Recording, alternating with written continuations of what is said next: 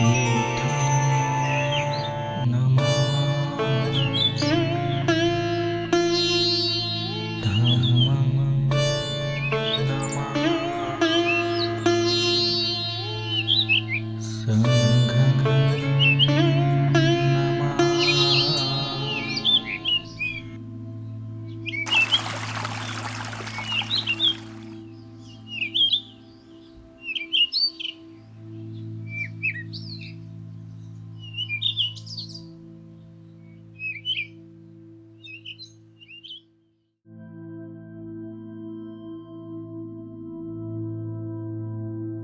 महाबोधिवंश, महाबोधिवंश, महाबोधिवंश किंवा बोधिवंश ही अनुराधापुरात लावलेल्या बोधी वृक्षाची कथा आहे.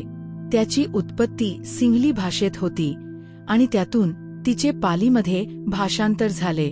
ही एक मिश्रित गद्यपद्य रचना आहे. सर्व गाथा मुख्यतः महावंश मधून घेतल्या आहेत. वंशत्थप्पकासिनी किंवा महावंशटिकामध्ये महाबोधिवंशट्ठ कथा किंवा बोधिवंशत्यक्था या प्राचीन ग्रंथाचा उल्लेख आहे. हे प्रस्तुत महाबोधिवंश किंवा त्याच्या मूळ सिंहली स्वरूपासारखे मानले जावे की नाही याबद्दल विद्वानांमध्ये एकमत नाही. महाबोधिवंशाच्या लेखकाने येथे बौद्ध धर्माच्या सुरुवातीच्या इतिहासाचे वर्णन बोधिवृक्षाच्या इतिहासाच्या रूपात केले आहे, जे जातककथा, समंतपासादिकाची बाहिर निदान कथा, सुंगल विलासिनीची निदान कथा, दीपवंश, महावंश इत्यादी प्राचीन स्त्रोतांवर आधारित आहे. बुद्ध दीपंकरापासून सुरुवात करून वंशग्रंथकारांनी अनेकदा केल्याप्रमाणे 3 बौद्ध संगीतींचे वर्णन, महेंद्राचे लंकेला आगमन, महाविहाराचे बांधकाम, चेतियागिरी विहार इत्यादी या सर्व गोष्टींचे वर्णनही या ग्रंथात केले आहे. नवनंदांचा उल्लेख या ग्रंथात आहे. हे त्याचे मोठे वैशिष्ट्य म्हणता येईल. सिंहली भिक्षू उपतिस हे महाबोधिवंशचे लेखक होते. 19व्या शतकात श्रीलंकेत लिहिलेल्या सासनौसदीप या ग्रंथात असे म्हटले आहे की उपतिस महाथेरो मागधाय निरुत्तिया बोधिवंश अका धीरो धीरेही अभिवन्नियम. डॉक्टर मललसेकरांच्या मते उपतिस थेराचा काळ 10व्या शतकाच्या आसपास आहे आणि डॉक्टर गायगर यांचे मत 11व्या शतकातील मध्यभागी आहे. S.A. स्ट्रॉंग यांनी त्यांना बुद्ध घोषाचे समकालीन मानले आहे, ज्याचा प्रतिवाद डॉक्टर गायगर यांनी केला आहे.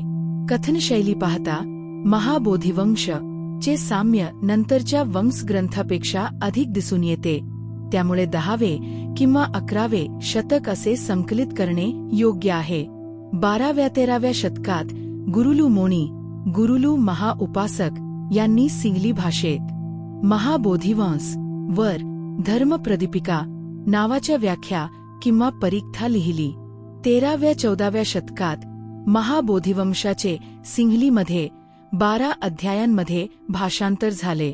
18व्या शतकातील प्रसिद्ध सिंहली भिक्षू सरनंकर संघराज यांनी मधुरार्थ प्रकाशिनी नामक एक व्याख्या संस्कृतकृत सिंहली भाषेत महाबोधिवंश वर भाष्य लिहिले. बर्मामध्येही महाबोधिवंश ही एक लोकप्रिय रचना आहे. पिटकथमेन मध्ये दिल्या गेलेल्या सूचनेनुसार पगांच्या सहस्रंसी नामक भिक्षूंनी 12व्या शतकात त्यावर टीका लिहिली आहे.